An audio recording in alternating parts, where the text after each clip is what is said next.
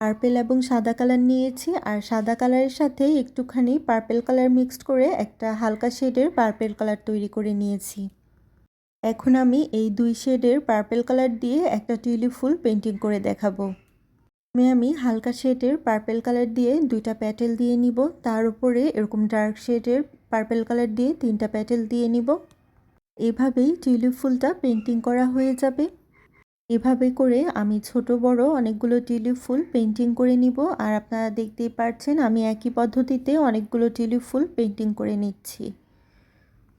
Tulip ফুল painting করা এমনিতেও সহজ, তারপরেও আমি একটু ইজি টেকনিকে আপনাদের সাথে শেয়ার করি, যাতে করে আপনারা খুব সহজেই বাসায় ট্রাই করতে পারেন। ফুলগুলো পেন্টিং করার পরে আমি সবুজ কালার দিয়ে এভাবে কিছু ডালপালা দিয়ে নিব, আর সাইডে কিছু পাতা দিয়ে এভাবে আমার পেন্টিংটা কমপ্লিট করে ফেলবো। পার্পেল শেডের টিউলিপ ফুলগুলো আপনাদের কাছে কেমন লেগেছে অবশ্যই জানাবেন, আর ভালো লেগে থাকলে অবশ্যই একটি করে কমেন্ট করে জানাবেন, কারণ আপনাদের একটি কমেন্টের মাধ্যমে এই ভিডিওটা আরও অনেকের কাছে পৌঁছে যাবে। অবশ্যই ভিডিওটা সবার সাথে শেয়ার করে দিবেন, আর নতুন নতুন ভিডিও দেখার জন্য রং ছায়ার সাথেই থাকবেন।